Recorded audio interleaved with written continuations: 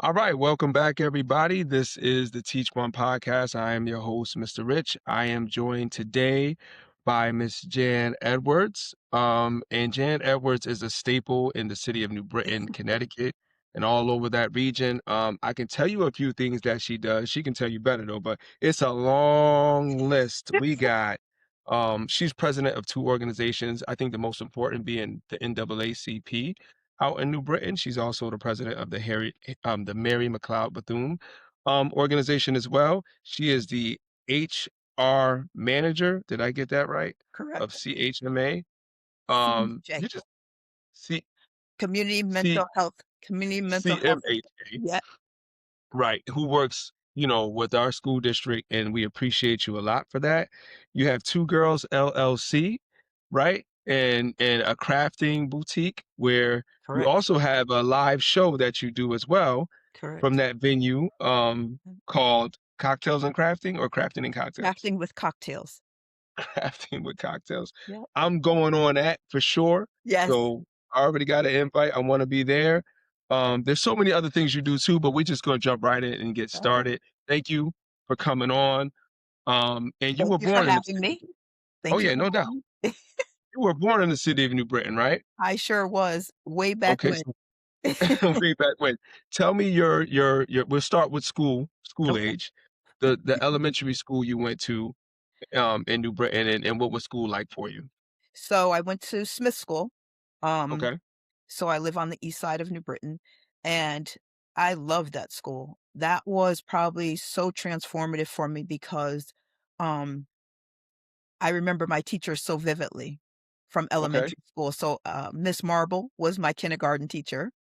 All right. Um, Miss Beckerman, who probably is my favorite teacher of all times, she was my first grade teacher, and I'll never forget her. She had long blonde hair, and Uh-huh. I always said I wanted to be a teacher because she got scholastic books, got packages all the time, right? So I was like, "This is so cool, like, she gets gifts all the time. I wanna be a teacher," right? And then, Miss Hennessy was my 3rd grade teacher, so this is pretty sad that I know all these people, right? My No, 4th that's good. Yeah, and then get down. Then I have I remember Mr. Lack was my 5th grade teacher, and, Miss Carno was my art teacher, and so I loved arts and crafts, and that's, like, probably my biggest thing in life is that I love arts and crafts even from when I was little. So I So was you just said you had a male teacher I in did, elementary.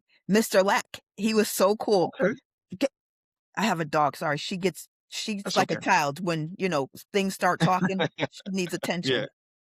Um, but Mr. Lack, and he was so cool. I remember that I was like one of the chosen kids to learn speed reading, and that was something they instituted in 5th grade, and it was like, we wanna pick a group of kids that we think are, we'll call it superstars at that time, to Okay. learn speed reading, and so they would take us into a room, and they would project books, and they would project words on the screen, and they would Yeah. tell you how to read and speed read so that you didn't have to read every single word.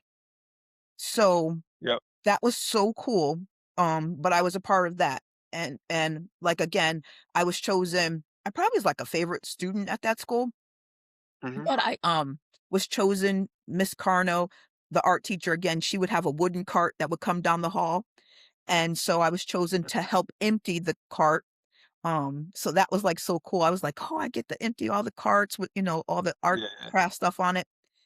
And then, after that, that's when the schools transformed and 6th grade used to be in the elementary school. And Okay. then Yep. they broke the schools up and they only made elementary to 5th grade. And then now they moved it to, um, I went to Roosevelt Middle School, I should say. And Roosevelt Middle School was 6th grade, 7th Well, and you're 8th. good. Okay, 6th, 7th, and 8th. And then that year, they took ninth out of middle school and they moved it to the high school. So I was in Okay. So middle schools were traditionally 7, 8, and 9, correct. and elementary was K-6. And then they said, okay, we're gonna go K-5, kick ninth grade to high school, and then 6, 8 middle schools. Yep. Yep. And so, they're probably my favorite classes, I'll say, were the IA classes. So we had cooking, we had sewing, we had Mhm. industrial arts, we had the metal, and we had wood Yep. shop. So again, using that ability that I had from a creative standpoint, that was really exciting, Yep. right? Because again, I'm a creative, so that was exciting for me. Um, I probably am traumatized from cooking class still to this day at the age of Oh, 50, why? at the age of 59, because we had to cook lamb chops. Oh, my Lanta, Oh, that pungent smell, I'm still traumatized. And so we cooked, like, I really never good heard food. that before. Yeah, so we Lamb cooked lamb chop. chops? Yes. Honey, this is when Wow. schools had money in the budget. I got you. I got Mhm. you. Lamb chops. Britain wasn't playing around. No, so we cooked I lamb was chops. yeah, I was traumatized in cooking class as well. As a matter of fact, my story from cooking class is that I knew I wanted to become a teacher Yeah. because we had a kid, we had Miss Moore. Miss Moore was great, as a cooking teacher, and she asked and, back in those days in high school, you could be freshmen, seniors, sophomores. It was just an elective, so you could be in class with different folks. But this guy was a senior. He was a Mm. senior, it's a popular guy, and she asked him to read out of the cookbook. And Lord, he struggled. He struggled. Oh. He struggled in reading so much so that everybody laughed and he Oh, went no. storming out the class. And that to me was like, that was one of my moments where it's like, I gotta be a teacher. Like I don't know how someone can get this far and not be able to get through that reading passage of French toast or whatever it was. So Yeah. yeah, cooking class was traumatizing for a different reason, but Yes. yeah, that was tough to Yeah. watch. And that's sad because, I see it to this day. So I'll catch up with that in our later conversation about Yep, seeing, yep. youth still struggle. Um, and so then, after, middle school, I went to New Britain High School. And so it was ninth, Okay, 10th, 11th, and 12th. And so in ninth grade, my family is famous for track and field. So I'm in okay. Edwards. So my brother's, one, he went to the Olympics, and another one, he has, state records too. And, Nice. yeah, so they expected me to run track. So I was like, "Okay, I can run track, right?" I'll do it But too. it wasn't my forte. Yep, So I ran track, ninth and 10th grade, and then I became a cheerleader. I became a cheerleader, in the 11th grade. I think 10th and 11th grade, I was a cheerleader. And okay. then, 11th grade and 12th grade, I became the class vice president. So, um, Now, why'd you do that? Were you the class vice president? Like, and how many? Well, right now, New Britain has like 2,300 kids in the school, if not more. Was it mhm, about that then? And you were vice president of the entire school yeah, class? yeah. Okay. So, the 12th, so what grade I was in. So, in ninth and 10th, hold on. Now stop. Go. Ninth and 10th grade is when they closed Pulaski High School down, and Pulaski came Okay. into New Britain High. And so, um, the schools were segregated at that time. Pulaski was a high school, New Britain High was a high school.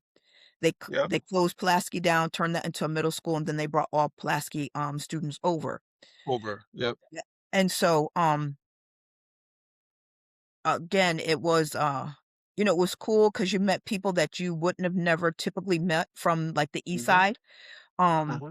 and so it was cool meeting bigger populations, but at that time, um, probably I would say we didn't have as many students as we have now in the city of New Britain. Yeah. And so the classrooms weren't overpopulated, and you just had a really great experience. Like, I still have lifelong friends, right, from high school. We just had our 40th class reunion in 2024. That's Um, cool. and we had so many people come out to our class reunion. Um, but it was great. Okay, so I'll even go back a little further. My mom worked in the school district, and she left Connecticut Mutual, which is now Mass Mutual, when we were young. And Mhm. so she said, she had to work in the school system. So she started out as, superintendent's executive admin. So it was Dr. Oh gosh, I'm drawing a blank right now. Um, I can see her face, but she was her executive admin, and this board of ed was up on the hill near Court Street in that area. Mhm. And so then, my mother went to Slade School. She was a secretary there, and she went to New Britain High School. And she said the reason why she got into the school system because there weren't anybody that looked like us in an administrative position. Wow. And the way that we were being treated, people of color, I'll say, right? Yep, Um, yep. she just said that there's not going to be that happening under my watch. And so, she was at New Britain High for the longest until she retired. But Okay. yep. And were you there at the same time your mom was there? Oh, I sure was, honey. I could not do, everybody has a skip day. Yeah. Not me. No. So I rode into school with her, and, sometimes I walked to school because we lived here so close to New Britain High. And Yep. so, she is her reputation still to this day, um, is so, impactful. I hear people that were in my grade, my nephew's grade, my niece's grades, that said, Mhm. like, "Your mom, really kept us on the straight and narrow." And she would talk to them like, "Hey, get to class," right? Because Right. people don't wanna see you successful, right? But she was that Right. person that motivated them to go to class. And I have a friend, his name is, I won't say his name, but he was not a good student, we'll call it that. Okay. Okay. And, he'll say to this day, like, "Your mom was the only one that took care of me." And he was an Italian young man, and he said, "I was a Yeah. knucklehead." He said, "But your mother, she did not play," right? And I would go to the office and she'd say, like, "You need to get to class and you need to sit in class." So she had that old school mentality of getting an Right. education. Um, You know who that reminds me of, especially at the high school? That reminds me of James Jones. He does uh, that at the high school now. He's a dean, yep, um, during the first part of the day, and then, of course, he works at the Boys and Girls Club, but he reminds me of just that. "Listen, get to yeah, class. yeah, Listen, do this, do that." Every kid all the time, and I can always count on him, yep, um, to be that kind of person if I need him over at Slade or Pulaski or just in the high school. yeah. He's a good dude, but that's just what that reminded me of. Yeah, I mean, and she always had, like, lotion in her drawer at work, her desk drawer, right? And she Love would come people the like kids that, would like, come "Hey, in there come here, and she baby." said, "Look, come here. You are not going to class with them ashy hands," right? Like, Mhm, so, mhm. um, she kept us on our straight and narrow, that's for sure. But, she played an integral part while we were in school for both my brothers, and I wanna say she retired probably a little bit after my nephew got out of school, maybe? Mhm. And so, yeah, but she was there, like, throughout our, I'll say our school, um, Right. livelihood. Okay, so in high school at New Britain High, did Yep. you have a favorite teacher in New Britain High? Oh, hmm. I know you got a lot of teachers in and out or whatever. Did Yeah. anybody stand out to you? Of course, Miss Belmore, she was the track and field coach, right? But she Okay. always was that figure that you wanted to ensure that you were, doing your best, um, Mhm. and just really ensuring that your grades were up to par, that regardless of, running track and field, your grades come first. Um, Mr. Let me think. Gosh, high school. Miss Sahadi was a cool teacher as well. She was my Uh-huh. social studies teacher. I want to say she must have been in maybe 10th grade. But do they have the Cane's Corner still at the school? The They school sure store? do. The school Okay. store, yep, they sure do. Well, Jan was a regular at Cane's Corner because they used to sell sunflower seeds. And Oh, they don't sell sunflower seeds anymore though, but listen, you can get your sunflower seeds from the Cane's Corner. listen, I would get sunflower seeds from Cane's Corner, and I would go to, social studies class, and I would be tearing them up, and Miss Sahadi said, "Jan, now you know you're not supposed to eat sunflower seeds, so I'm gonna have you Mhm. write 500 times, 'I will not eat sunflower seeds' in Oh, that's Mrs. so ridiculous. Sahadi's social studies class." So maybe that's Well, why so sh why they selling them in the school store, but then you can't eat them? Yep, Ridiculous. yep. But, I mean, it was so, like, just school was so cool, like high school, and Yeah. this is where you make friends, this is where you, really develop yourself as what you wanna do, and I say one of my favorite classes in, high school, I think as I was getting ready to graduate, was we had an interior design class. They offered that. Wow. Yeah, and it was super dope, and Wow. you just learned the whole aspect of interior design. You got to design different rooms, like Mhm. on paper, but but it was just so cool. The teacher that came in and really, influenced us. And again, from that art standpoint, my crafting, that's what I really loved about that. So that's cool. And so you got out of high school. You obviously went on to other things. Did you go right into the workforce or did you go to college? Well, I went into the workforce because I got accepted to a ton of schools too, right? Yep. Because Yep. I had good grades. I was, again, the class vice president, and Mhm. I got accepted to Annapolis down in Maryland. I Oh. got accepted to University of Hawaii, like all different schools. Those And are not just regular time out. I do this a lot. Time out. Those are not regular schools. What are you talking about? Those are like big time established schools. Mhm. Um, wow. And you Yeah, applied to those? Did they try to recruit you? Was there scholarship money involved? Like what happened? listen, if there was, I didn't care because I was in love and I was not leaving my boyfriend. Oh, okay. Okay. So, Okay. my mom was really on it because she probably was the first African American to leave the city to go to away to college, and so she went to, Mhm. Los Angeles College, which is kinda, like, tied to UCLA. Um, Mhm. so she went there for, college when she got out of high school, and so, my brother's the oldest one, he went to University of Houston, the other one, he went to Jackson State, Yes, we're Mississippi. traveling. Yeah, he went to Jackson Yeah. State. But me, I can't leave my boyfriend.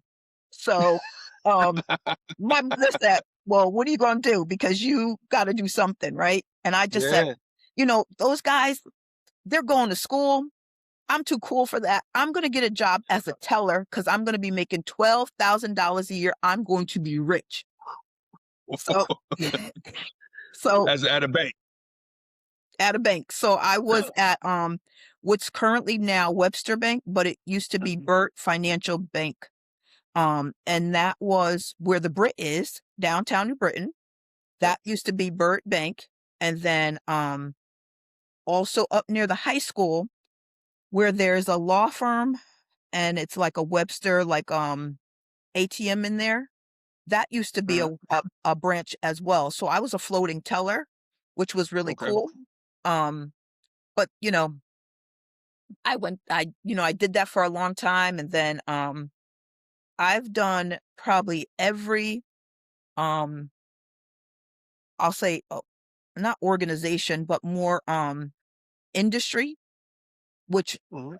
I've probably done every single one. So I'll talk a little bit about my career because I didn't go to school. And then, at Right. a point, my mom said, "You have to go to school." So I went to Tunxus for a little bit and I went as, Okay. for marketing. And I thought marketing was so cool, right? Like I can go out there and I can talk and I can present and I can draw like different things. But the Yeah. professor was so boring. So Ah, I dropped out and I said, "And I can't do this." So then I went back and I said, "I'm going to do criminal justice." Well, wow. well, well, um, what traumatized me was they took us on a field trip to, A prison? yep, down in What Cheshire, down in Cheshire. okay. Listen, I said, "I'm good with this." I was like, "Deuces, I'm not doing this." Really? What? Really? I was People would die for that chance, though. There's a lot of people who say they wanna do criminal justice, but it I was wasn't shook. scared straight, it was just a field trip, right? I was shook. Shook. I said to the, CEO that was walking us around, I said, when that big door shut behind us, Yeah, yeah, yeah. I said, "Do you guys have tasers? Do you have guns? Like, what do you have? And Uh-huh. where's the exits? Like on an airplane, tell me where the exits are." And he said, "There's none of that, and you're gonna be fine." I said, "I don't know. I'm concerned."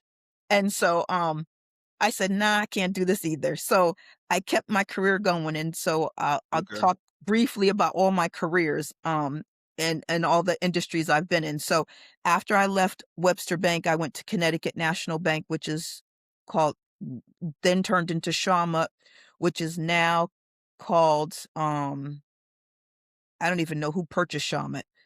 Um, Maybe TD Bank, I'm not sure. But then Mhm. I went there, and then, they said to us that we were getting laid off. After some years, they said we were getting laid off, Oh, okay. and Yep. so, I ended up going into insurance. So I worked at Cigna for multiple years, and then I left there, went over to United Healthcare, Mhm. stayed there a few years, and then, I ended up at the Wall Street Journal. And Hold so up. See, here we go again. Like, you just all over the place. What were you doing in these roles? Are you paying like an executive assistant or just like entry level positions? Like you just Kinda, and I mean, I became a supervisor, so, like, at Cigna, um, I wanted to learn the whole aspect of the business, and so I started off, like, in, eligibility, so that's, like, when you're gonna sign up for insurance, you send all your information into the insurance company, and we kinda process it, Mhm. and then I moved over to a different team, that was moving, like, current, um, companies over to the newest platform, so I worked on that.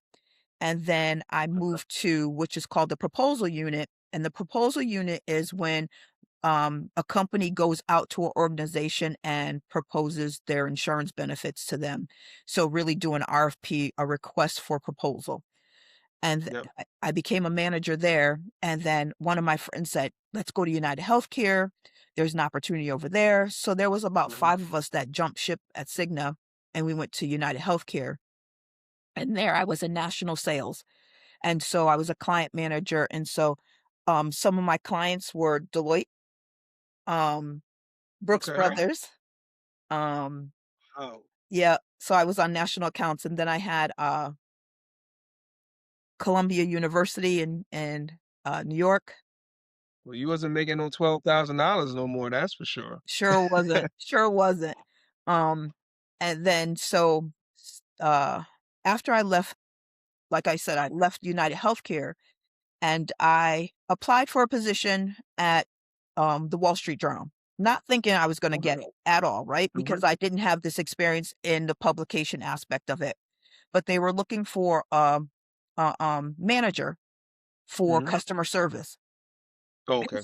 And so where this is where representation matters, and I'll talk about that. So, um, I went to the interview, and the person interviewing me, she was a Black woman, Mhm. and so she was tough. Tough, tough, tough. She was from Jersey, and so she interviewed me, and some of her questions were, "What books are you reading right now? What business books are you reading?" Mm. Mm. And that's probably the first time I've ever been asked that in an interview, like, "What books Yep. are you reading?" So she wanted to see where your headspace was. Good. Um, and so I ended up getting the position, and I started off with about, 20 employees. And so it was 2 different teams. One was, and I'm not sure if they still have it, but the Wall Street Journal used to have a, educational team, and the educational team used to, do a publication for high schools and colleges.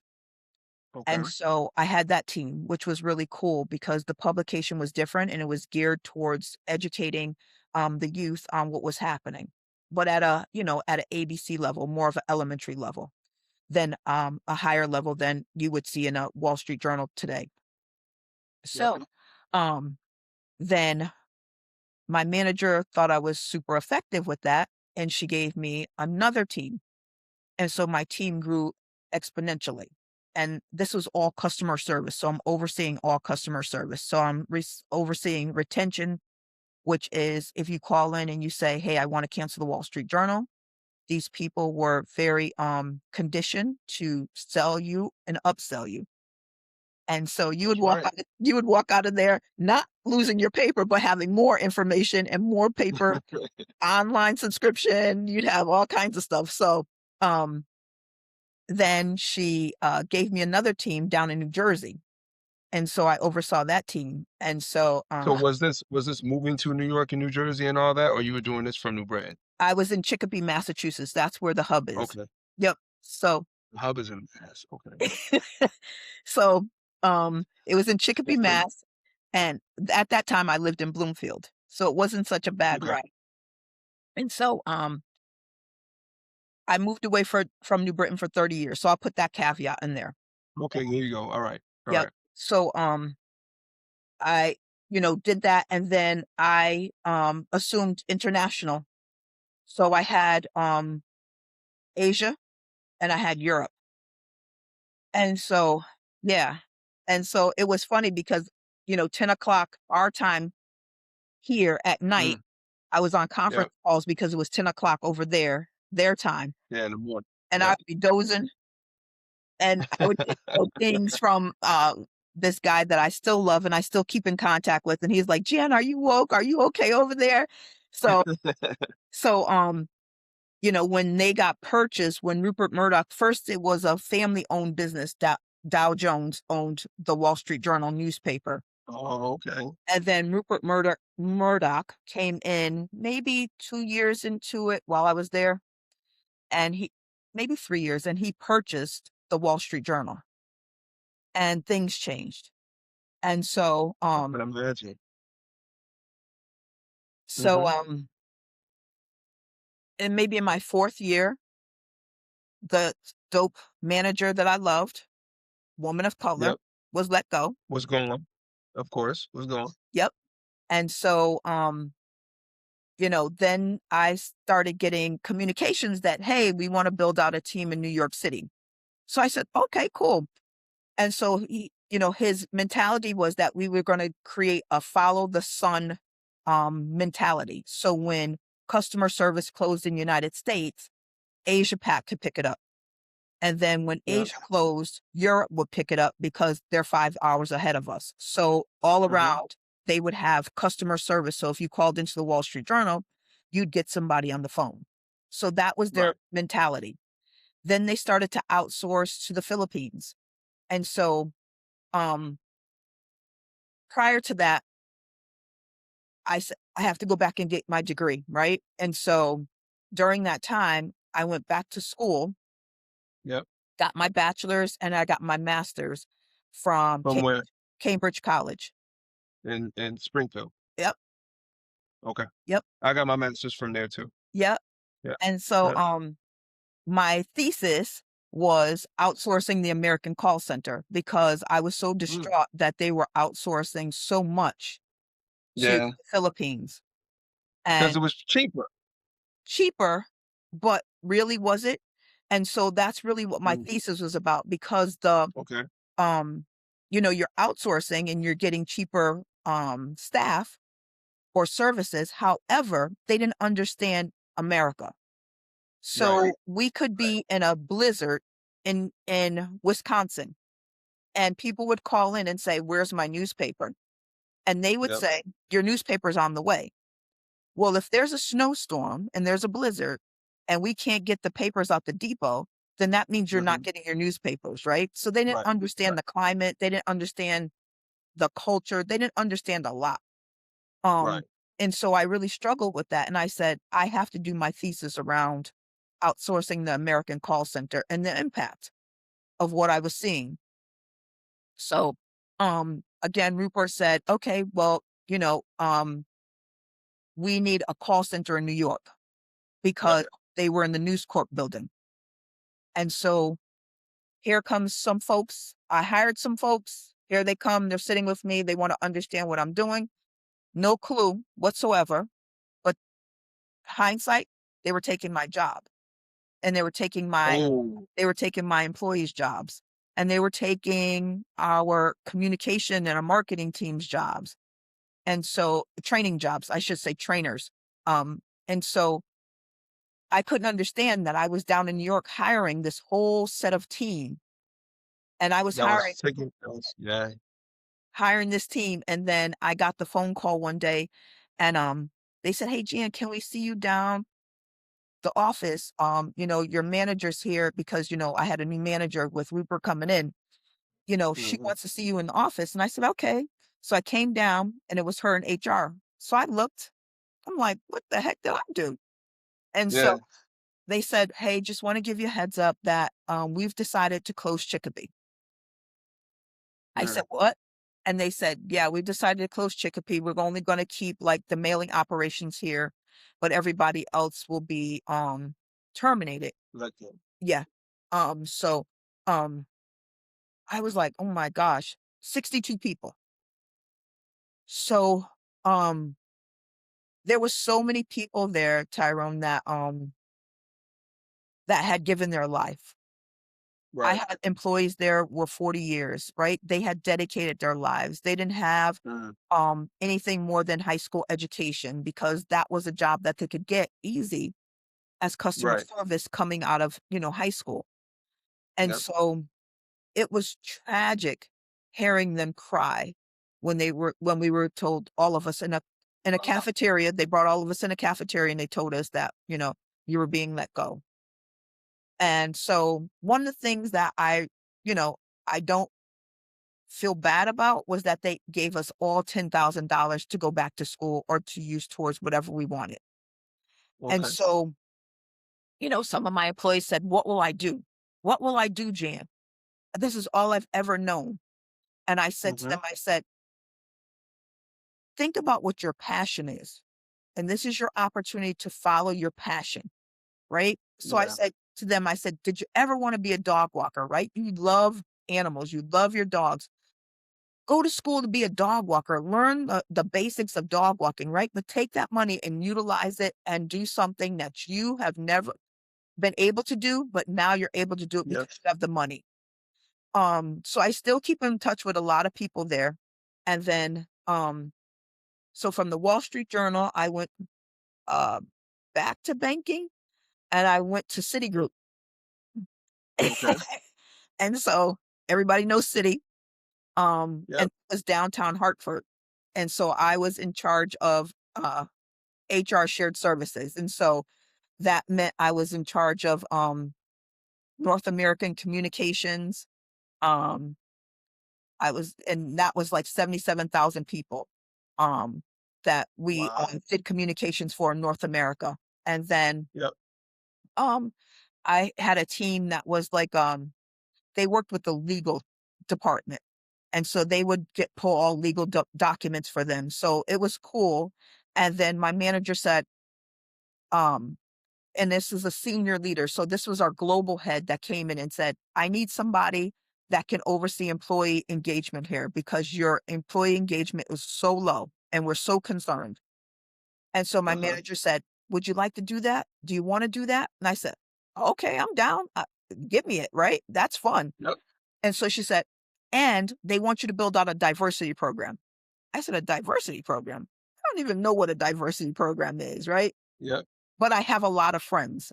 And so one of my friends at that time, she was the head of diversity, um, DEI over at Travelers. And so Okay. she really put me on to like having different presenters come in. Asian Pacific Month, we had Dr. Henry Lee's daughter come in and speak about Asian culture.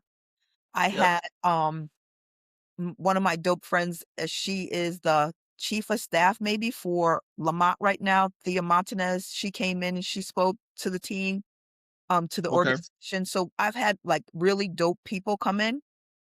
Yep. Then so our employee engagement shot up tremendously. I was acknowledged for that. Um and then I was there 2 years and then here comes the call again.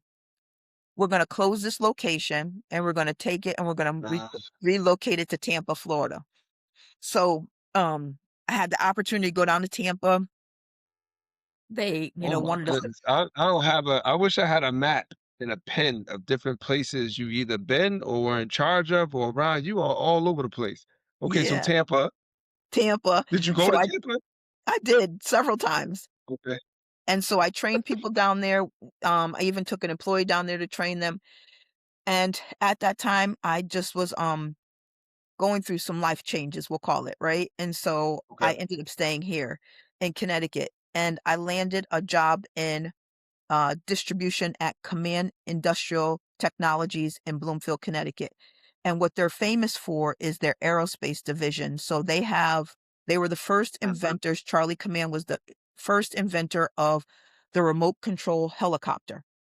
Okay. And so I worked in the distribution area and I was the HR manager for shared services. And so day 6, this is like the coolest thing about this job. Day 6, my chief human resource officer said to me, "You have employees out in Ohio, so we're gonna fly out to Ohio so that you can meet your employees." And I said, "Oh, okay, cool." I said, Okay. "Who do we go through as a travel agent?" He goes, "We don't do We that. We we fly flying private. ourselves, right? We fly We private." fly I said, "Private? Private meaning what?" He said, "Private airplanes." And so I said, "Oh my God." So he said, "You go to the back of the Bradley International Airport." So, like, if anybody knows Bradley International Airport, where the bowling alley is, if you stay on that Mhm. road a little bit, you take a left and you go into a private airstrip and a private airplane location. And they take you out to the planes and they take off private planes. Wow. Yeah. So that was probably like literally like my second week at the job that I was flying private. And so I said, I flew so much private. I said, Yep. I don't even know how to get into an airport anymore. Like I was feeling all bougie and arrogant. Yeah, feeling all bougie. Yes, sir. So, so I was there 6 years, about 6 years, and then a private equity firm purchased us. And so that was 2020. So I'm all the way to 2020. Yeah, so COVID many happens. positions. COVID happens. Yep. Um, COVID happens. George Floyd happens. Mhm. Um, there was a lot of things going on in the country at that point in time, and this private equity firm purchased us. And um, I'll just say that we all didn't agree on how things were handled um, from an organizational standpoint with upper Okay. management and us as people of color, especially when George Okay. Floyd happened. And Yep. so my new CEO for the organization was very adamant that he would not send communication out. He felt it was, business as usual. Business as usual. We had a location in Minneapolis, and he just felt like, "Mm, business as usual. Keep it going. Keep the business open." And so, at that point in time, I just said I can't do it anymore, and I left. Um, in December 2020, and I Okay, so said, this was your decision to just be like, "You know what? I'm not if we're "I'm not out." recognizing this Mm-mm. stuff, I'm out." Okay. Yeah, and, um, and at that time, um, somebody from New Britain knew I was coming back to New Britain. At that time, I was moving back to New Britain, and they said Okay. to me, and I think I might have been already back in New Britain. I moved back I've been back 9 years now, and Mhm. so, when I was getting ready to come back, Chris Porcher said to me, "Will you be my chief of staff? I'm running for mayor." That was my Mm. first, introduction into politics. Okay. And I had never thought about politics at that time. And so, he said, "Will you be my chief of staff?" I said, "Sure. I don't know what that means, but I'm down for you because I know that you're a smart young man and I know Mhm. that you can do this." And so from there, I just continued to stay involved in New Britain and things that were happening in our community. And I Yep. come from a family who is heavily invested in the community. So my mom, again, she was the president of the Mary McLeod Bethune Club for over 40 years. My brother Rory, um, he was the president of the NAACP for over Yep. 12 years. And he's the one that implemented the C rule at the high school, um, that you can't play sports unless you get Let's C's have and a above. scene. Yep. Yeah. So he wanted it a little different, but he got the C rule passed. I mean, Um, that's important because we don't want our athletes being used in any Correct. kind of way. We want to make sure that they have their education because we know what an education can do and how powerful it is, no matter if you can shoot a Correct. jump shot, run Correct. fast in the 200 or, Correct. throw a football. We Correct. want you in those books, right? Yeah. So Very, that's a very very important one. impactful. Very Yeah. impactful. And so, then I, stayed involved, and then, after that, another friend of mine ran for mayor, um, and she had me as her treasurer, and so, that's how I really kinda started to get heavily involved in New Britain. Okay. Um, and so, Well, it wasn't. Well, I don't want to say you were bad luck, but it wasn't winning over in New Britain, not that easily. w I won't digress. I know. I'm making fun. That's all. Yeah, You ain't got to go down that road. You yeah, don't have to go down that road. But it led you to. I mean, you're obviously right. Like you said, with your brother was president, your mom was president. You've taken over both those organizations. yeah, And that's well. First of all, get to your role that you're in now as your 9 to 5. How we yeah. get there? Then we get to the stuff. So we got there because I was, doing my 2 girls store from home, so it was a home-based business, um, Okay. and so I was doing that, and then, you know you wanna be an entrepreneur. Everybody says they wanna be an entrepreneur, but they don't Hmm. understand what it takes to be an entrepreneur, right? And so for me, I was like, "Oh, listen, my store is doing well. Guess what?" And again, it's a home-based business, but I started to Hmm. sit in the bed, watch Netflix all day, thinking that the revenue's still gonna come Yeah, and the it's bills gonna need to be happen. paid, right? It's just gonna Right. happen.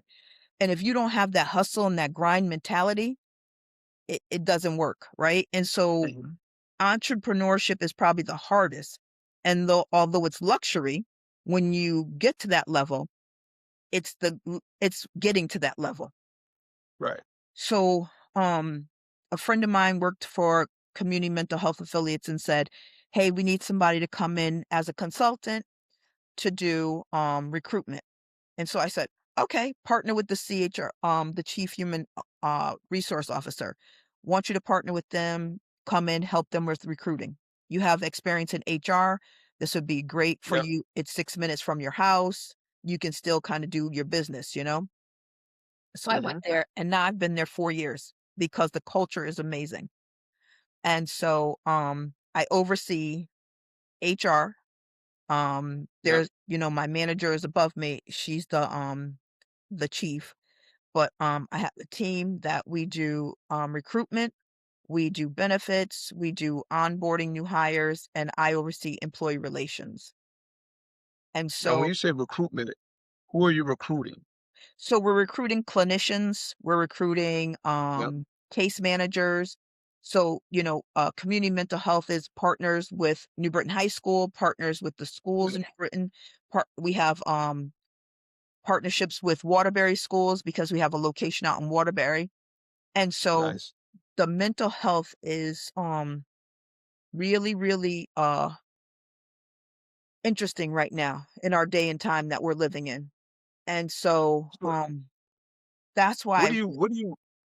go ahead. I want to ask you a question. What are you looking for? If you're in recruitment and we're talking about mental health, and we're in a state right now where I think everybody needs a therapist, Oh, right? Like yes. everybody needs Yeah, somebody to kind of.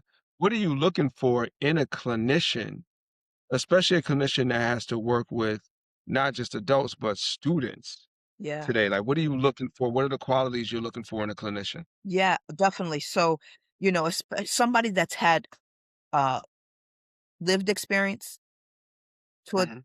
certainty, someone who has the decorum.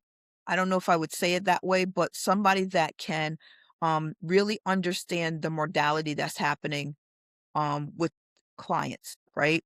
So their history and work. What have you done? What's your resume look like?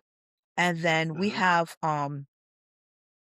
clinicians that interview these folks, and we give them not just behavioral, but we give them questions about from a clinical standpoint, how do you assess a client? How do Hmm. you use your clinical expertise? So when we're interviewing folks, we're really looking for how they're answering, how they're how their experience has, what have they impacted, how have they grown in their roles, what are their internships look like, um, Okay.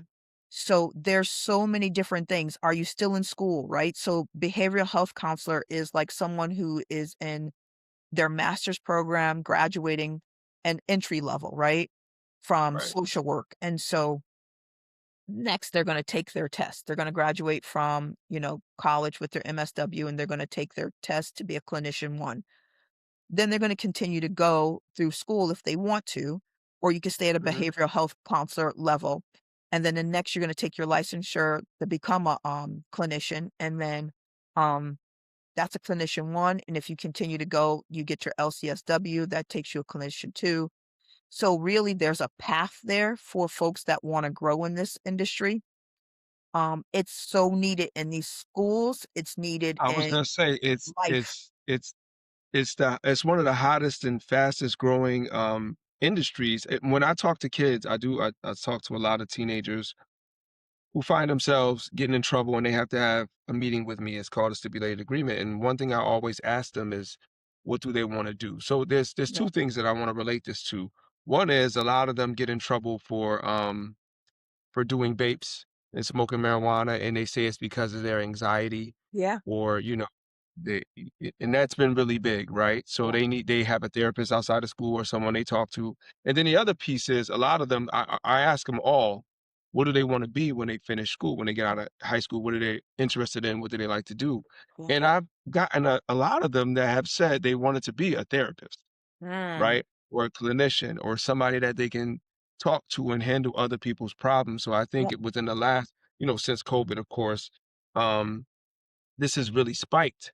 And a Yeah. lot of people have needed, especially kids, Yeah. needed someone to talk to or outlet or a different way of handling things. And I just don't like the way they always turn to like marijuana or vaping Correct. over doing something else. And I'm seeing a lot of that, but I know that we have a lot of therapists that work with our students on their emotional state. And like you were getting into, not only do we need it for students, we also need it for adults Yes, as well. definitely. And, where we're struggling right now is Black men therapists, Mm, right? mhm, Because you think about history, we were always told men don't cry, mhm, man up, all those different yeah, things, right? yeah, And so what does that look like now for people, right? That are struggling, right? And so we need somebody that looks like us, yeah, helping kids that look like us. And right. so, I want to pivot because, really quick, because May is Mental Health Awareness Month. And Okay. so the NAACP, we have a TV show called The People's Mic. And next week we're filming I want to say it's maybe our 19th or 20th episode. Okay. And next week we're going to have Chris Porcher, who is the chief operating officer, a Black male. He has his LCSW, but he is the chief operating officer of Community Mental Health Affiliates. He's the second Yep. in command for that organization. And Wow, then, congratulations to him. yeah, he's Ooh, super dope and young. And okay. then, you know, um, I want to promote him really quick. His name is Eugene Bertrand, and he wrote this Yep. book, Resilience, Breaking the Resilience, Chains. breaking the chains. Yep. And Eugene, he came and spoke at our Black History program at work. And he wrote this book because he went through trauma as a child. And Yep. now he goes to Columbia University in New York. And he is becoming a clinician, or he is a clinician. He's graduating, I think, this year, or he might have had already. But he is becoming a Black therapist as well. And so Nice. Is he gonna be on the show as well? he is. Yep. Okay. And then we're trying to get somebody else right now too that's super dope too. So we haven't locked him in yet, but Yep. um it's tough. And when we looking at clinicians, the biggest thing in New Britain right now, the demographics have changed drastically since I grew up here. And Mhm. again, coming back after 30 years, you just see the difference of how families were, how our community was. And so I talked about this on my Facebook post the other day that when I was growing up on our street, we were Mhm. a village. And so if I went down the street to somebody's house and I acted up, she had permission to, handle her Yeah, business with me. discipline. Yeah. To discipline, right. And I remember one time I went down to her house and, I acted up a little bit and I ran up the street. I was like, ha ha, you can't do anything. I'm going back home. And by the Yeah. time I got home, my mother was on the phone with her. She said, oh, okay, I'll send Jan back down. And so I Oh, went, she did. She sent you back down she sure instead did. of oh, wow. Yeah. Wow. So she was like, you go back down. And so you had that village. And so again, I look at our community now and our village has disappeared. Right. Um, you know, and I don't have the magic potion, I don't have the magic wand to say what has happened, but our community looks different, right? Yeah. And so that's where the struggle comes in as well, and the support systems are so different. And then the educational funding, right? You continue to pull all these programs out, and so that happens too, right? And Mhm. then you have the No Child Left Behind law bill that was passed a thousand gazillions years ago. They have a new name for it now, but if Johnny couldn't read in 3rd grade, Johnny can't read in 5th grade. Johnny can't Right. read in 8th grade. Johnny can't read when he gets out of school. And so, how are we building success? How are we growing success? How are we teaching success? How are we want our children to be successful? Um, and so you can get through school, but what's the end result when you get out of school? Right. Where do they go? What do they do? And that's where society has failed them in my eyes. Yeah. Um, and I'll talk a little bit about, again, from the arts and crafts standpoint. Tuesdays, I teach at the Artist Collective in Hartford, and I teach art journaling. And this is my Yep. 2nd year doing it. And so art journaling allows children to or youth to express themselves through art. And then so I give them a prompt to write about, and then I also Yep. ask them to draw about it. And so So wait a last minute, year what ages are we talking about, and how yeah, do people get into that so journaling class? yeah, so I have 7 through, 8 through 12, and so Years it's old. 8 Years years old. years Yep, old or grades? 8 Okay, years great. old. Oh, years. Yep, Okay. 8 years old to 12 years old. Uh-huh. And so last year I had a mixed bunch, it was boys and girls. And then, this year is really all girls because they're giving the young men drumming and teaching them that art. Yep. And so, what happens is last year I had a young man in there and he was 8 and say the girls were 8 too. And, he would struggle writing and I would give Mhm. the prompt and I was like, "Write," and he would just have a complete meltdown. He couldn't handle it. Yeah. But if I asked him to draw the picture, he would when I say an artist at heart. And so again, we're failing our students if we're not teaching them how to read. It's horrific to see these kids getting out of school and unable to read.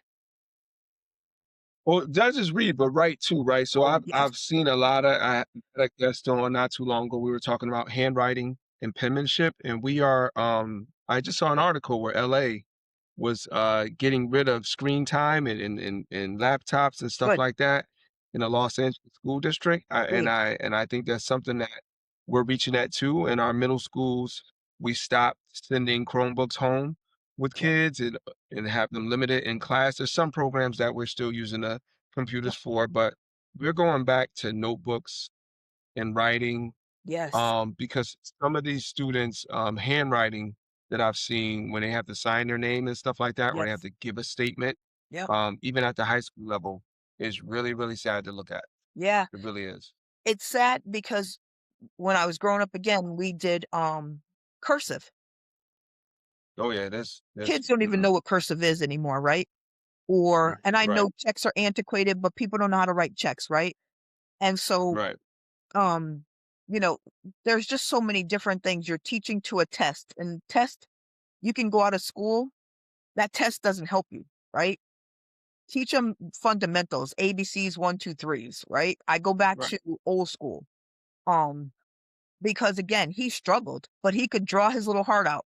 but he struggled Mhm. with writing. And so who's going to help him? Where's the resources to help him? Because we don't want to fail our child. And so art journaling is super fun. We Yeah. do a lot of things, and I don't want to say you have to be a resident of Hartford because I don't know how many parents want to drive their children out on a Tuesday to Hartford. Um, Right. and so it's so funny because you laugh at, oh, I do all these things, right? And when do I have time? So Right. CMHA closes down for Christmas break, just like we have a Like the school mental, system, yeah. yeah, wellness week that we do. And this last wellness week, I wrote art journals. I created art journals myself. And so Nice. I'm going to start selling those on my website and really trying to promote them heavily so that um, you have something tangible in your hand that's really cool. And I Yep. started with girls and boys. I have girls and boys. I have men and women. I have teens, Yep. boys and girls. So um, it's been exciting doing it. It's just now getting them published. So yep. Okay. And what's your Cool. website that you would go to buy those? So my website is two girls, the number two, Yeah. You gotta be GURLZ.com. fancy. I'm sorry, I cut you off because you gotta be fancy with your girls. I am So I'm sorry, say it Imma say it again. the number two, GURLZ.com.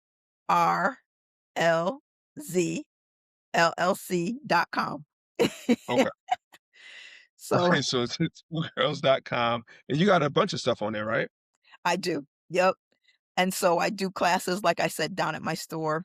So arts and Yep. craft classes, because again, if you as a child love to color, right, it just takes you into another atmosphere, right? Like you lose all inhibitions, you forget about the Mhm. stressors of life. Mhm. And people just feel my shop is super cool. Like it's relaxing when you come down. Yep. It's my favorite color, hot pink in the store, but it's super relaxing. It's fun. How Um, many people can you fit in there at one time? 16. 16, okay. Yeah. Yep. That's good to know. Yep. That's good to know. So it's super fun, and that's like again, my store is named after my two daughters. So when I had my children, I came up with that name, two girls. So my store has been open since 2008. Mhm. And I started out with greeting cards, and that's kind of how I started that business with greeting cards because I just loved the color. And Nice. then somebody said, "Well, can you do this?" And the business just kept evolving. But now Mhm. I'm more focused on the wellness aspect of it because again, I feel like your life becomes your evolution of life changes as you continue to grow in life, right? And Yep. so being in this mental health arena, going out doing the artist collective, and I also partner with Plainville school system to do partnerships with their middle school and their high school students. And so I go and Yep. I do speaking engagements with them, and we do arts and crafts, and we do wellness initiatives with them as well. And so that's been a great success with them. I've done things with Klingberg, so well, from a wellness standpoint, because again, Mhm. mental health is so important right now. And we see it. I do employee relations. I see it with our adults. And Mhm. employee relations is behavioral, right? So you do it from a youth standpoint. I do it from an Right. adult standpoint of our Right. employees. Um, Yeah.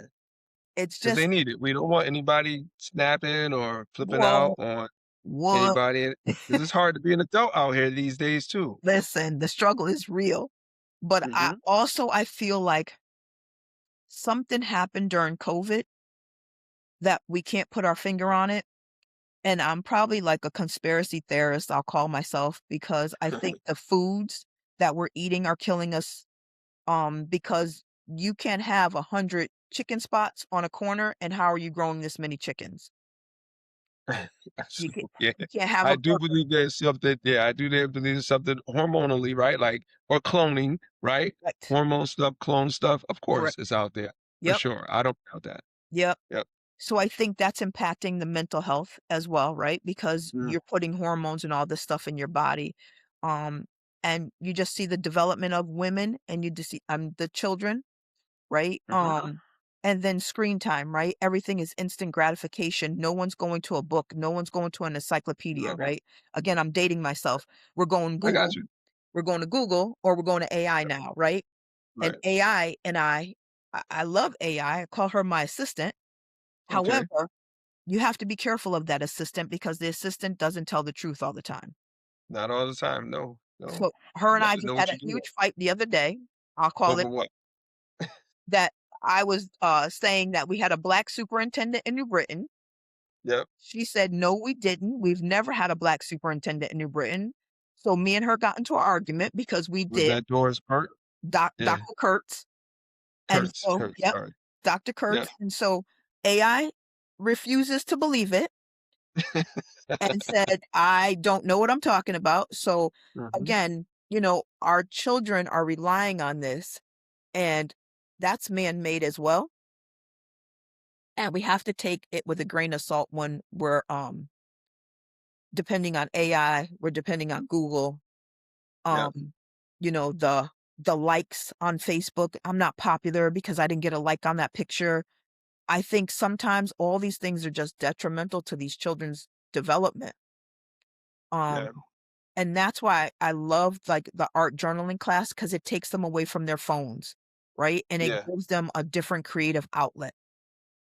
And, I love James Jones's program at the Boys and Girls Club because it takes them out of Mhm. that space of, um, you know, being on computers, being home, playing games, video games, right? And getting lost in um Fortnite. Um, So I mean, you touched on a lot of things, I know, right? I'm I want to sorry. go I back talked a for a lot. second. That's all right. That's all right. I want to go back for a second on the food, right? Because there's a lot to tell with the hot Takis and Oh, the garbage food and all that that kids eat 24/7, right? So yeah. there's something to be said for that, just in general with mental health and just your body and how you accept all that stuff. Yes. But then also what you were talking about, the use of technology, Yes. being online, the like stuff, the social media, whether it's Instagram or TikTok, and having people that instant gratification that you need, Yes.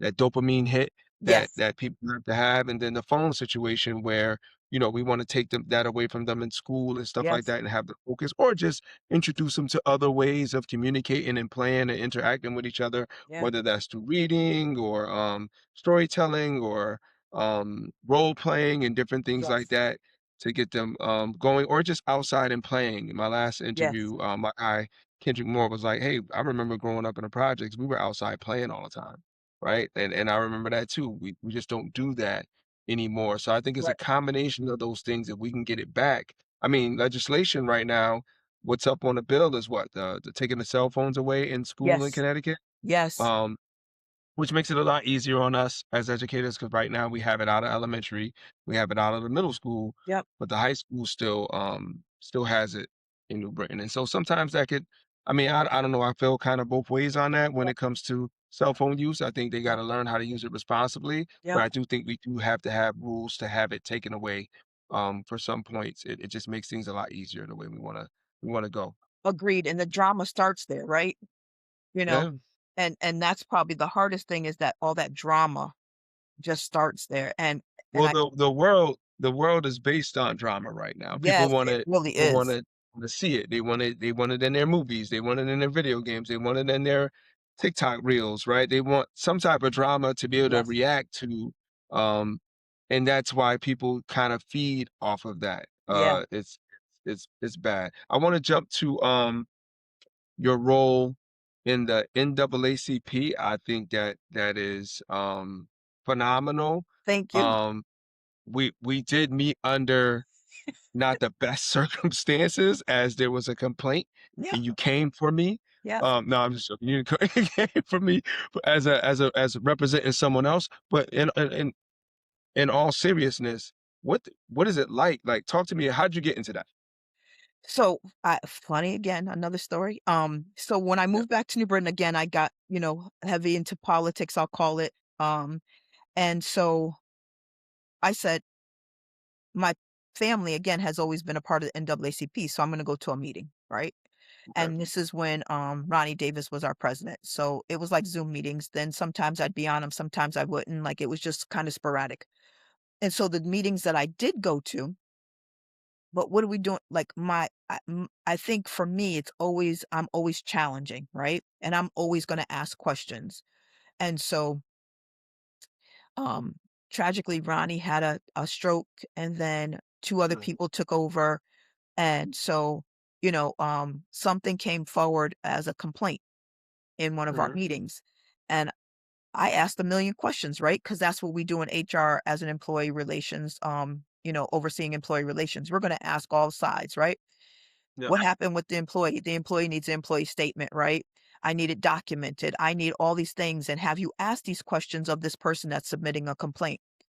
So I think I got it kind of by default because there wasn't a lot of people in attendance anymore at these meetings. yeah, And yes, so they were like, Jan, I think would be a great president because yep, you're asking these questions and you're not scared to challenge and you're not scared to ask these questions. And so, uh, I got installed last year as the president. And so from there, really have been trying to grow the branch. And, okay, for your audience, because I just did a speaking engagement at CCSU and I asked people in the audience, do you know what NAACP stands for? yep, And so hardly any hands went up for the younger people, really, really, and that's at central level, CCSU yep, level. And then the hands that went up were older people that were in the crowd, so we'll call them seasoned, right? That okay, knew what the yes, I NAACP like that, was. And so, I broke it down. It's the National Association for Advancement of Colored People. And mhm, so, I had to say in my speech, that in 2026, we might call it a little bit different, right? Um, we might call it civics, some of the racial justice coalition, right? Like any of those DEI, right? But it mhm, all stems from NAACP. And if you think about it, yep, we're all doing the similar work. It's just different naming conventions. And so okay, we are the oldest civil rights organization in the country. We were formed in 1909. And so we've been doing this work all along. And so you can take whatever you want and change the name to however you want. It's all the same work, um, and how you present it and how you deliver it, right? And so for us in New Britain, I have a great team now. Not saying I didn't, but just building it back yeah, to where it was. And so we're doing a lot of uh like I said, we just released The People's Mic last year, which is our talk show. yep, And we've touched on a lot of subjects from workforce development. We've touched on voting rights. We've touched on um, education system. We talked about, the impact of what happens when a child is unhoused and we mhm, still expect them to perform in school, right? We yeah, still expect somebody to perform and they haven't had a meal, right? Like all yeah, those things, the factors that happen to these students, and nobody understands that Johnny's acting out because he's hungry and he didn't sleep last night and he slept in a car, right? I didn't see that when I was growing up. And the yeah, things that's happening now in our communities, the rent. How can anybody afford these apartments? So where's the fair rent commission? Because we're building all these fabulous apartments, but that doesn't serve our community. So who's it serving? And so, so when it comes to the NAACP, the organization itself, yeah, right? And people say, "Okay, I wanna join, I wanna get involved." What do you actually do in the community? What's your role in the community as an organization? sure. So how we met, a parent came Yep, to me and said they're having issues at the school. And so yep, one of the things that I'm going to say to parents, right? Because a lot of people want us to fight for them, right? And mhm, they see the Al Sharptons come, they see the Ben Crumps come, etc., right? yep, What have you done first though, right? We're going to ask that of a parent or we're going to ask that of someone, right? What's your first steps that happen? Because I can't be your voice for you for the situation, right? What I can do is stand on the side of you and understand that your civil rights are not being violated. Your child's civil okay, rights are not being violated, right? yep, And holding people accountable if there is deficiencies in a curriculum or deficiencies in the policy, I'm going to hold them Right. accountable to ensure that everything is equitable across the Okay. board, right? And I'm going to And hold this is for free? this is for free. We are This is for free. volunteers. We are volunteers. Mhm. And so um I'm going to have a consultation with the parent, and we have a legal redress committee. And so Okay. legal redress is, people send in complaints, and we review it as a group, and then, we give them feedback. We do not provide legal advice.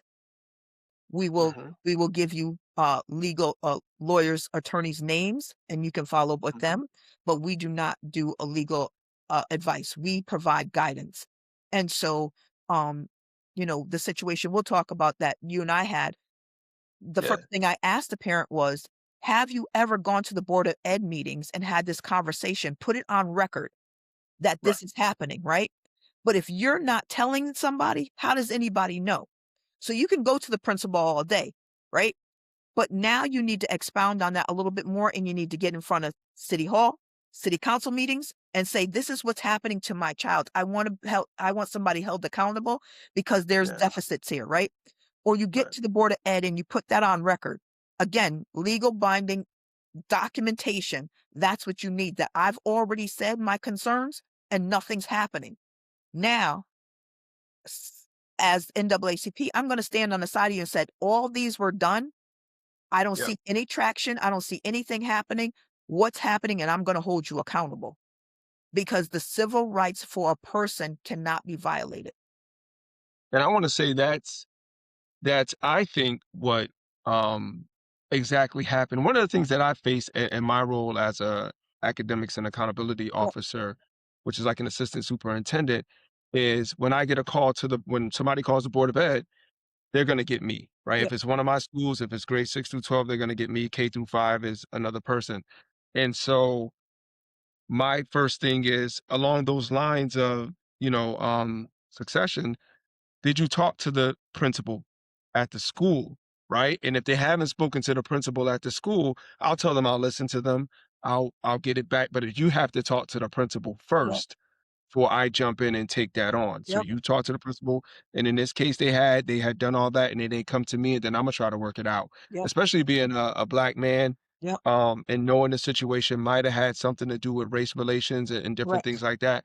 I'm gonna try to help you out as much as possible. A lot of times, central office people get a bad rap Yep. because we make a certain amount of money or because we're not in the schools itself and they think that we make rules and we just sit there all day. I'm a parent.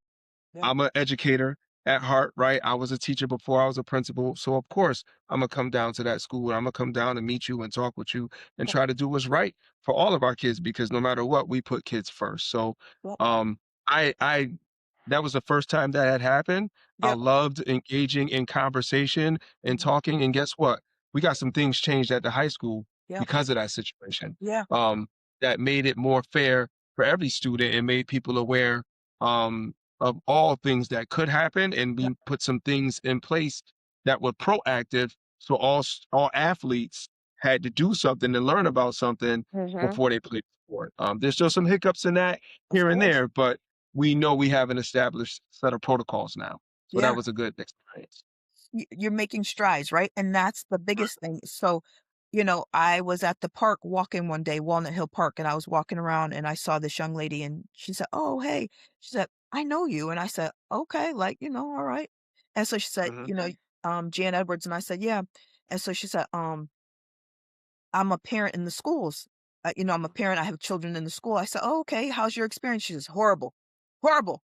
I Yeah. said, "Horrible?" I said, "Talk to me, like, what's going on?" She said, "Oh, you don't even know." So she knows, she gives me the rundown, right? Like, I'm just trying to get my walk on with my earbuds, right? Right, right, And right. so she's giving me a whole list of things, and I said, "Let's pause for a second. Let's just stop our walk right now, because she's keeping up with me, I'm keeping up with her." I said, "Let's Mhm. pause for a second." I said, "What have you done about it?" I said, "'Cause you're giving me an earful, so talk to me, what have you done?" She Right. said, "Well, what do you mean?" I said, "Have you talked to the principal? Have you talked to the teachers? Have you talked to the Board of Ed? Have you gone to a city council meeting?" "Nah." I said, "So then how do you expect change?"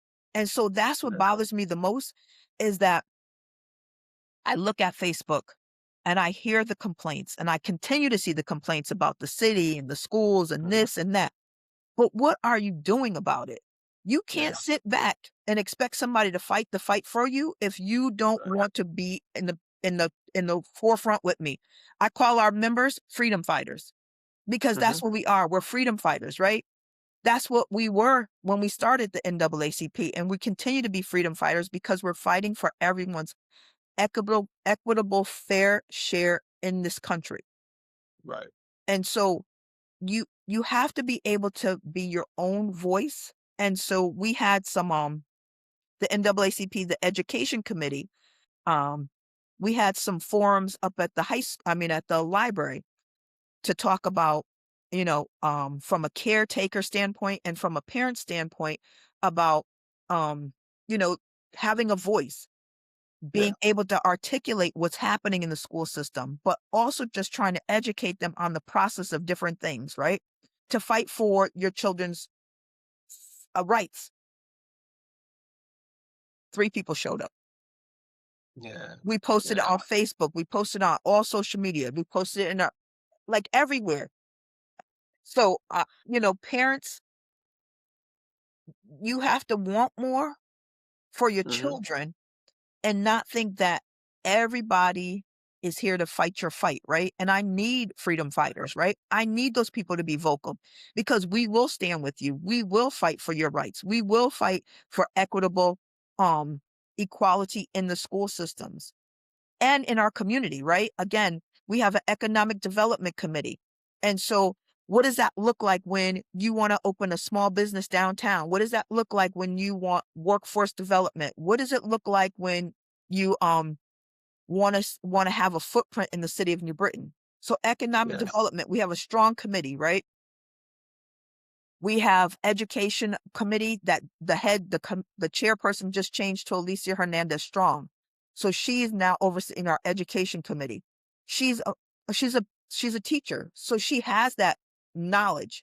We Right. have Dr. Violet Jimenez. She is my Sims. She is my vice president for the NAACP. We have Okay. somebody that just took on one of our committees, WIN committee, and that is women doing powerful work. We have another person that just stepped up and said they want to be on the housing committee because they are having issues with their landlord and they just moved into their apartment. And Wow. so all these committees are so important and our voices are so important when we're not being heard, and we're going to stand behind you. But we need you to be in In the the the fight too. in the fight too, right? It's Right. not You just gotta my be fight. there. I got Right. my own problems, right? Right. But I wanna be there to help you. We wanna be there to help you. So how do you join? So you can go to our website, which is our, email, and send us an email to New Britain NAACP at gmail.com. You could follow us on Facebook as New Britain NAACP. We have a Instagram page, New Britain NAACP. So And so is it open enrollment all the time? Does all it the cost time. to be a member? It does. It costs $30 to be a member. And Yeah. then, so we used to have, and again, I'm going to date myself back here, but we used to have the biggest youth and college chapter in the state of Connecticut. So CCSU was one of the biggest college chapters. We no Mhm. longer have that. And so we're having a partnership with them now to get that back up and running. Okay. Um, our youth chapter is, we're trying to work on building that back. And so we have a young man who wants to start that off, and he is going into ninth grade in one of the schools here. And I've had conversations with the African American Club up at New Britain High School New Britain also. High. Yeah. Um, so I'm going to continue to, try to have those Keep conversations. trying to push. But wait, do you have to be a resident of New Britain to join the New Britain branch? You do. So you Yeah. have to have a New Britain uh address, and then our catchment area is Berlin as well. And Okay. so it's New Britain and Berlin. And you could work in New Britain and probably give the work address. Um, just trying to Yeah, just because I don't trying live in New here. Britain. I live in Bloomfield. Mm. Well, you But gotta I do do have a New Britain I do have a New Britain address, right? you sure do 110 Mill Street. Oh, no, you're not Right. 110 Mill Street. You're down to I'm on 1 Mill Street too. I'm over there all the time, every Friday, all day. uh, So I'm there too. God bless. Yep. I went in there and I was traumatized. I said, "Woo, Lord." Um, it's very different. I went to Plainfield High School and it was like, the quietest school. Like, I didn't Mhm, know if kids were moving between classes or not. That was the mhm. quietest school I've ever seen for high schoolers to move between classes. Yeah, And then I went to New Britain High. yeah. You get catch 'em in transition. It's a trip. Listen, It's fun though, it's fun. I want them. I So my brother is funny. He went back to school. He went to school. He always, when he comes home, he always goes up to the high school, Rory. And so he was talking to somebody up there, and as he was walking in the hall, he heard the N word a lot, a lot, Yeah, lot. And he yeah. said, "I want to know who the teacher is that's teaching that word because guaranteeing you, every kid in there got an A plus because that word is used so frequently." Mhm. And people don't understand the context or the history of that word, and I don't care if you take the ER off and put an A, Right, and with the A at the end, yeah. it is still the history behind it, and we're losing that history and that knowledge of the derogatory word that's being used, and so I don't know how to help our students, and I don't know how to Yeah. help our community, that this is not a word of endearment, this is not my boy, this is not my brother, none of that. This And word it's something that we're losing in a generation as well because the folks that fought for that, that equality and those words and for equal justice, they're dying off, Yeah, unfortunately, right? Like people get older yep, and you gotta have that in your blood and in your system in that fight to continue to pass that on. And if you correct, don't have teachers that are doing that or people that are correcting that, correct. I was talking to somebody about that the other day, language, right? Language in Yes, our schools and what we say, and yeah, I remember as a principal for my middle school, you couldn't even say shut up or stupid, let alone the N word or foul language or cursing or correct. anything like that. We were on shut up and stupid. And Yeah, we're like, we don't talk that way here. yeah, We don't do that in this school. And you have to have people who are with you behind that to land that message. But I gotta tell you, Jan, it's hard because social media, like we done let the toothpaste out of the tube, right? Everything is out there for people and it makes it cool. And adolescence is adolescence. They gonna yes, rock with whatever the latest is. yep, And so if the latest is dope, we gonna say dope. If yep, the latest is whatever, we gonna say whatever. And that's how my family talk. And yep. I'm around my family all day, we're gonna have that. So we don't teach code switching anymore, No, right? We don't teach people how to speak when you're amongst a group of friends or family, and then how to speak in an educational setting. We don't have those conversations with people or our students anymore about it. We just try to correct it or we ignore it. correct, And if we're ignoring it, we're saying it's okay. correct. And we got to stop doing that in school. I Yeah, agree. we have to teach our future better, right? Because our future, those are our future. And so, Hmm. again, I go back to my HR hat, right? You can't come into a workplace speaking like that. No. You're not going to get a job, and I'm going to tell you that, and I'm going to be very clear, right? That, and I'll give you an example of when you talk about code switching. So a young lady came in to interview for a position on my team. Hmm. She had her hair in a um roller wrap with the bobby pins, a doobie. For an interview. Mm. So my coworkers said, "Oh, her hair was so cute." Me, I said, "No, it's not. Hmm.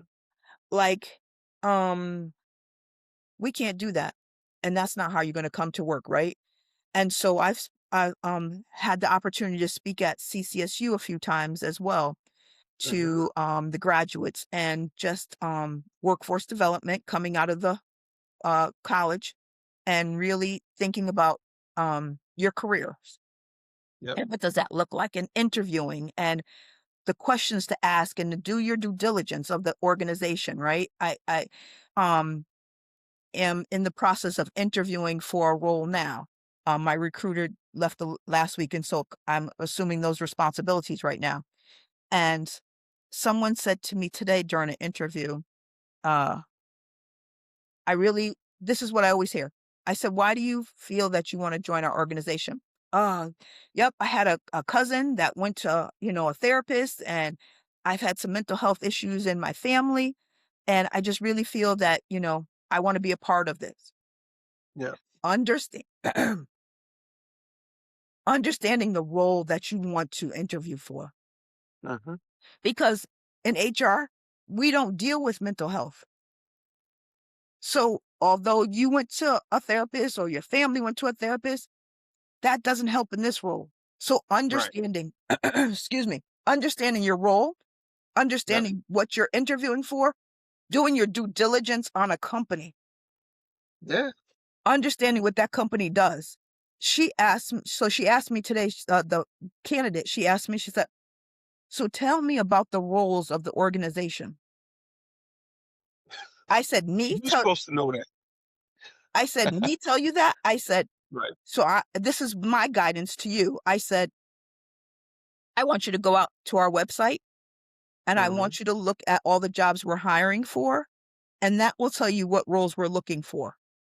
Right. And we're looking for somebody to, recruit for. That's what you're supposed to do. Have your due diligence done prior to sitting in front of me.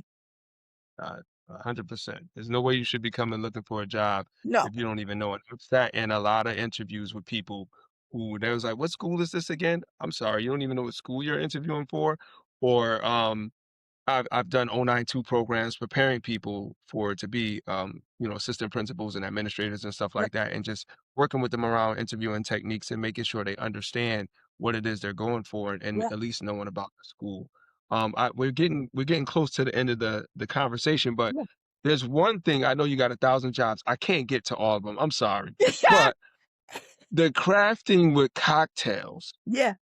What is explain crafting with cocktails, and then we'll get into your top five. Sure. So crafting with cocktails is kind of me having cool friends come in. Okay. Um, and really talking about what they do and how does it tie into crafting. So I'll tell you, like my first episode was one of my good friends, and had she's been incarcerated for over 13 years, and she came out Mhm. and she learned the craft of crocheting to stay relevant in the prison system. And so, Yep. before they used to exchange food. Now, if you can crochet or you can do a craft, that's the Ooh, exchange, right? And nice. so she taught me how to crochet. I knew how to crochet when I was little, but now she taught me how to crochet. And it was just um organic conversations with my friends. And Okay. so one of my other friends, she came in, she's crafty, and she showed me how to make tie-dye Christmas ornaments. Another one of my friends, she's a therapist, and we came in and we talked about um therapy, and she's a Latina, and she talked about, the struggles in the Latin community from a mental health Mhm. standpoint. And what we did was we made these cool jars, and we put like empowering notes in it. And so you take the Yep. jar every day, you shake it, and then you dip in it, you pull a little card out, and it tells you like Cool. something positive, right? So I've had people on my show for Mother's Day. I had my mom and my best friend's mom on last year, and we did like pour painting. So That's cool. I bring people on that really um just to have conversations. So next week I have one of my friends from it's my niece's cousin on her mom's side. He lives in New Jersey, and I'm having him on my show next week. And he created a coloring book from a wellness standpoint, and he's selling it on Cool. Amazon. So him and I are going to be on, and that's from a Black male perspective that he What's the created. name of do you know the name of the book? Oh gosh, it's in my kitchen. I don't know offhand, but Okay. I'll give it That's to fine. you. Yeah, it's super Okay. dope. And so, he's gonna be on my show next week, so I have to figure out what we're gonna do as a craft, but we'll do Right. something probably from coloring standpoint and for him to talk about his craft and how he came up in the concept of how he created this coloring book from his standpoint. I've had friends on that have created books. So there's a young man in our area, and his name is dang, why am I drawing a blank? Lucius Downey. And Okay. Lucius Downey and I connected when we were playing kickball for the, New Britain. And so he said at that time, he said, Jan, he says, I'm thinking about writing a book about my son, Tyler. And I said, Oh, Mhm. tell me more. So now he's written so many books. Tyler goes to New York. Tyler goes to the zoo. And he has a video game that you learn all different things. And he's an African American male, and he is doing fabulous things with his series of Tyler does different things. How do we watch Crafting with Cocktails? Yeah, Crafting with Cocktails is on Instagram, Okay. um, and under, my business, Two Girls LLC, and then I'm Yeah. on TikTok, Two Girls LLC. And Yeah. so the Okay. show is from 6 to 7. 6 or 7 Eastern time Correct. like, it's just live, like Instagram Live or Yep, something like that? yep. And we just go live and we have fun, we talk, and people are And like, what day? What day? Thursdays. Thursdays. But it's Mhm. not every Thursday. It's specific Thursdays. No, it's supposed to be every Thursday, but because my life has been so crazy with everything else piled on it, um, so I started to do, like, every 3rd Thursday, I think it is. I have to look at my Okay. calendar. I do, candles and karaoke, and so you come down and you make your own candle and you do karaoke. What? This is that same spot, 2 girls? Yeah. So you just doing pop-up can so now you got another one, candles and karaoke, and crafting and No, cocktails. it's under the umbrella of Crafting with It's Cocktails, but under the umbrella. I the got show you, I got yeah, but it's, like the class is craft as candles and, karaoke. So you come so down, you what am I gonna be on? Of the people's mic or the what am I gonna be on? you're gonna be on both. Okay, no problem, just So let me know. the people's mic is the NAACP part of it, Yep, right? So I yep, want you yep. to talk about what you do in the community now as your Of course, position, and of then, course, the opportunities we have there to partner with, the the school school district. system, for And sure. then also on, Crafting with Cocktails, I want you to talk about your podcast. Of course. Yeah, so that's what I'm gonna talk to you about is your podcast and, like, how'd you Okay, come up with this concept? So kind yep, of it's like reverse of what we're doing today, but 100%. we're gonna have a cocktail. I come up with I'm a down for special cocktail, and then I come up that. with a special craft. Okay. Alright, you gonna sign me up for that. Yep, Before we go, and it's been great having you 2. Thank you thank you. very, very much for coming on to the show, but as all guests do, you have to have your, top 5 movies or TV shows about school, and so you said you had your list ready earlier, I and do. you're gonna start with number 5. So number 5 is Lean on Me. Okay, why lean on me? So Principal Joe Clark, he transformed a school plagued by violence, low achievement, and despair.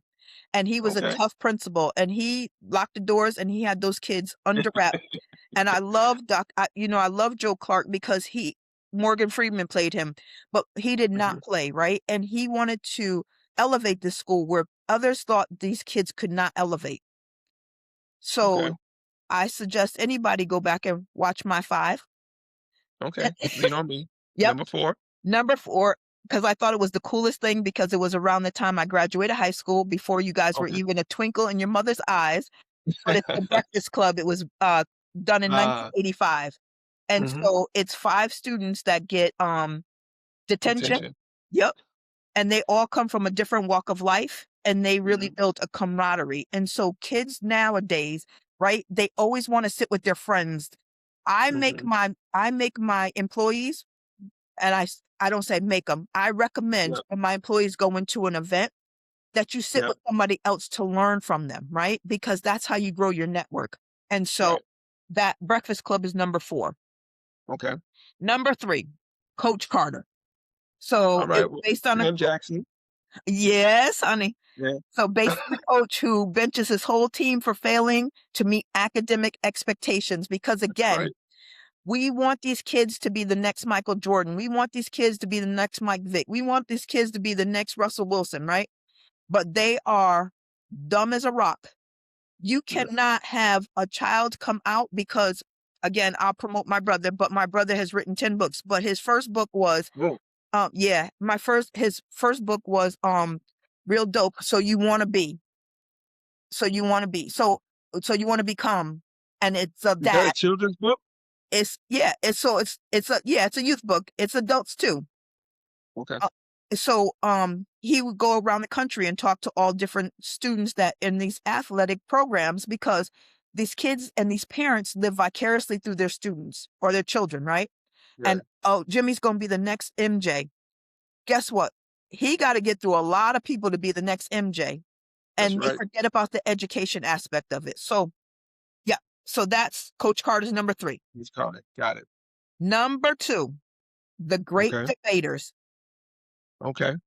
I had to go back and watch that because somebody made me do it. But yep, great debaters. Yep, the Great Debaters, because the NAACP, every year we have the Great Debate, and we bring uh, HBCU to go against Yale. Okay. Every Yep. year we've Yeah. wanted our students in New Britain to be represented there. Okay. And guess what? We hear there's no money in the budget. We cannot get a school bus. And I'm sick and tired of hearing that because we had no representation at this year's the Great Debate. Now Donna Swaby had her group ready to go from Catalyst. I don't know what happened, Uh-huh. but we did approve that. Okay. Do you know Donna? I don't. I do. Okay. I should know Donna because I think I know her from not here, but from Bloomfield. Right. From Bloomfield. Yeah, right. Yep. And so she was the principal over at Catalyst, and she had a group ready to go to that. But great movie. I was ashamed to say that I hadn't watched that. That's okay. But because of this show and asking one of my mentors, Dr. Burl Bailey, she was like, "You haven't watched that? Are you kidding me, Denzel?" So I went back and watched it, and I love it. So Right. okay, And I'm down with that. we have to get our students to be more oratorical, right? We Yes. have to be able to get them. So one of the things I do, I have 6 grandchildren, Hmm. and what I used to do to my children is when we go to the grocery store, I would have them order their lunch meat because I want Oh, them to develop their speaking. yep. And so when we went to restaurants, you would order your food. And so when a Order your waitress own came food. over, Yep. she would say, "Oh, what does she want?" She has a mouth, she can speak, she can order her That's right. food. Yep. And so my daughters institute that in their children as well. Yeah. And Me and so my wife do that for our kids. Yep. yeah, you We get have that to. going. You Yep. have to. And number 1, drum Number roll, one, Freedom Riders. Freedom Riders. Okay, I've heard that before. Yep, Freedom Riders. yep. And so that's a teacher that a teacher that enters a racially divided classroom. So there's all different cultures in that classroom. And Yep. so through journaling, again, the art journaling, Oh, journaling. I should have known that. Yep. storytelling, she helps them find their voices. And that's what I'm doing every Tuesday and every time I speak. And then that's why I created these art journals because I want children to be able to articulate, but also draw their feelings. Because again, that ties back into the mental health of what our society needs right now. Okay. Wow. Well, great. Thank you. That is a very impressive list. Thank you. Um, went back to Breakfast Club, Freedom Riders. Very nice. I appreciate that. So again, Jan, thank you for You're coming welcome. on to the show. I will do your 2 shows for one. Thank you. Um, and you got to shout out Asia. Hi, Asia. Asia, Because if my you shout niece, I out Asia, love her. Asia get mad. Yeah, Asia get mad if we don't shout her out. And she's great too, by the way, in her role as She's the board of amazing. management. Yeah, she's amazing. So my brother, the one that wrote all the books, is her father. Oh, okay. Yep. Okay. I gotta check that out. That sounds like a very interesting book, not only to just like read for myself, but to pass along. Like we're always trying to find things to pass along to our youth to make sure they got something in front of them. Does he do any speaking engagements at all? All the time. He's always here. He'll be here tomorrow, matter of fact. But I just want to show you his newest book because I Okay, think this got is probably the most impactful one that he's written. and Yep. it's If America Loved Me the Way I Loved It. Wow. Can I get a free copy next time I see you? Yeah, yeah. I'll ask him to autograph it. He'll be home, like I said, he'll be home tomorrow. I think I have some of these books, and then, Yep. I sell them in my store. So, Okay. all his different books that he has, I sell some of them in my store. But Oh, yes, that's when he cool. comes home, he does speaking engagements. Yep. Him and Ron Jakubowski are very good friends. Okay. And so, he's always here. He gives back to the community when he comes back, and he just stays heavily involved in the community. So, Well, one more thing before I let you go. yeah, You just got an award. Didn't you just win an award? so What's many. that award you just won? Which Oh, one? look at that. So many. So It's so modest. uh, So many. it's crazy because I keep saying, like, I'm just me. Like, Yeah. honestly, I'm just me, right? I don't Yep. want anybody to give me all these accolades because I want, again, I talk about my brother, Rory, the most because he's so well, and I call him Dr. Rory T. Edwards because he'll say, "It's a doctor. I earned it." Yep. So, Yep. he tells me all the time, like, "What's your dash? What does your dash represent?" And so, Mm-hmm. people Let don't me go to that understand that. epitaph So, here. my Yep. dash is not these accolades of what I'm leaving as an impact to the community. And Mm-hmm. so, um, the award that I just got was, um, oh gosh, I don't, all right, stop. Um, I don't know. The one from Listen, I'm not trying to be funny, but the one from City Hall, I just got the women's leadership. Matter of fact, Yes. I'm getting honored this Wednesday coming up with the YWCA, the Women's Leadership Award. Yes. So that's this Wednesday. So yeah, Well, it's congratulations. thank you. It's crazy. I'm like, I'm just me. Like I don't want. I'm appreciative of it. But I Yep. feel the most impactful thing for me is how do I invest in back into my community so people can carry the torch or I can be a person that somebody stands on my shoulders. Um, because I've stood on my mother's shoulders, my grandmother's shoulders, and all the community activists that came before me, Connie Collins, Emma Pierce, all those that played an integral role in the city of New Britain. And being an African American woman, I have to be a role model for young people coming up. And I really continue to have those conversations because I know that we can do so much better than what the TV is showing, right? Yeah. They don't show the positive things, they show the negative things. And there's so many of us that are doing positive things. And so if we continue to push that narrative, then I hope that the news stations will understand that and we just continue to build footprints in our community.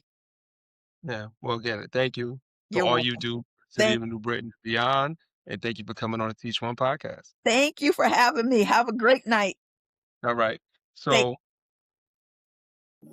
So that's it. That's a wrap on this episode of the Teach One podcast. But I do have some homework for you.